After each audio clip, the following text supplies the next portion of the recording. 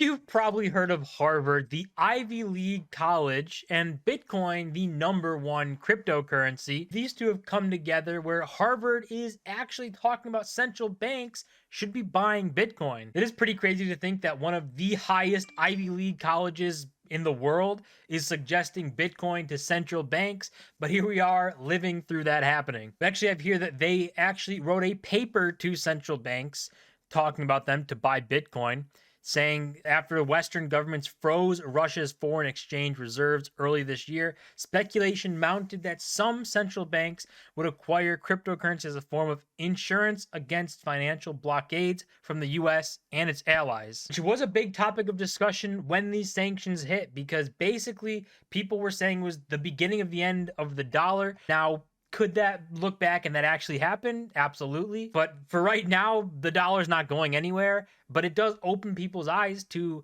if you're on a dollarized system and the US doesn't like you, they can just shut you off from the rest of the world. And obviously, big talks were that Bitcoin was the workaround around this. But in a globalized world where everyone works with each other, and having one country being able to have that all that power to shut you out of the world, it's a lot of power to give to one country. So if you think about it, it would make sense to have a standard with Bitcoin where no one can control it, no one can shut you out of the system, and no one can stop you from being able to access your money. This is where they get to kind of recommending central banks have at least a little bit of Bitcoin. Ferrantini argues that it makes sense for many central banks to hold a small amount of Bitcoin under normal circumstances and much more Bitcoin if they face sanction risks, though his analysis finds gold is a more useful sanctions hedge. Now, I don't think I would absolutely 100% agree with that, saying gold would be more useful. Maybe it could be better in exchanging stuff, but if you're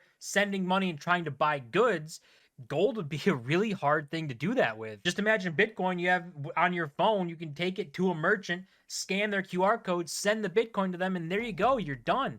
But in a gold world, you need to cart the gold from wherever you're storing it, cart it to the merchant. Maybe they have to see if it's real or not, do some sort of inspections, and then they have to cart that back to somewhere secure for them to keep it safe. Gold does add a lot more hurdles in a world that is used to digital dollars, using digital money already. The dollar is digital. People use credit cards, debit cards, all of this stuff to transact. So moving from that backwards to gold probably isn't going to happen, but moving forward to digital gold, which is Bitcoin, could absolutely happen. And they go on to say you can read op-eds, for example, in the Wall Street Journal, where people say we overuse sanctions. It's going to come back to bite us because people are not going to want to use dollars.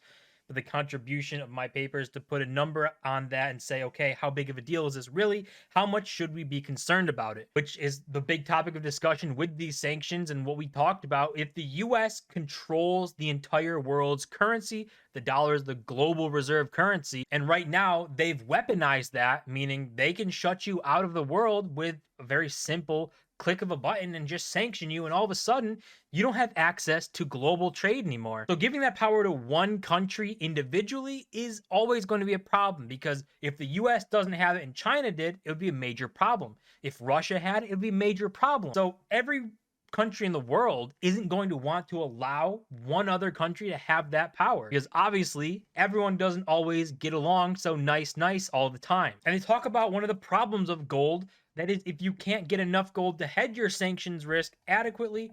Think about a country that has poor infrastructure, doesn't have the capability to store large amounts of gold, or countries whose reserves are so large that they simply cannot buy enough gold. Places like Singapore and China, you can't just turn around and buy $100 billion worth of gold, which is the next big hurdle that comes with gold. If you're going to use it as your sanction risk, now it comes with cost to it. You not only have to somehow obtain the gold, now you have to secure the gold, guard the gold, make sure somebody else doesn't come steal it. Whereas in Bitcoin, you could take it, put it offline, and in a little USB, carry that thing around with you, or with 24 words, carry it in your head, and all of a sudden, it doesn't come with security costs and maintaining costs and guards and all this different stuff that comes with the cost of gold. So yes, gold can absolutely be used as something, as a sanctions hedge or an inflation hedge or some sort of way to get like sovereignty over money, but a much easier way would be to use Bitcoin, the most secure network in the world where you can store your wealth and you can easily store it with no cost. And all of that, you can absolutely just look and see the stats for yourself. Like the hash rate for Bitcoin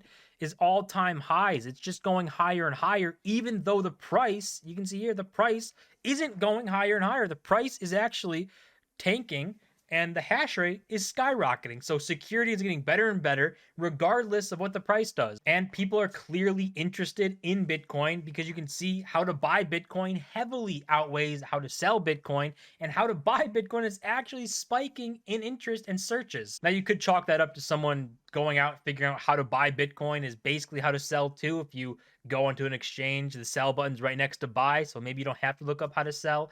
But how to buy, a lot of people are searching for that, a lot of people interested in that, and that does show that there is a lot of interest in Bitcoin itself. But it is crazy that we're entering a time where the tables are turning and people are starting to realize that Bitcoin's not going away. It's a super secure network and it is uncontrollable and unconfiscatable. No one can come in and take your Bitcoin from you or force you out of it or not allow you to use it. And now there are even people in the highest Ivy League schools coming out saying it might not be a bad idea for central banks to actually own at least a little bit of Bitcoin just to be on the safe side. It'll be interesting to see where all this goes. I think there is definitely a future where Bitcoin is something that nations are using, global trade can run on, as a trustless network that is insanely secure, no one can kick you out of, and you don't have to worry about one other country being mad at you and kicking you off the global stage. But time will tell, and we'll get to see the entire thing play out, whether we go down the digital gold age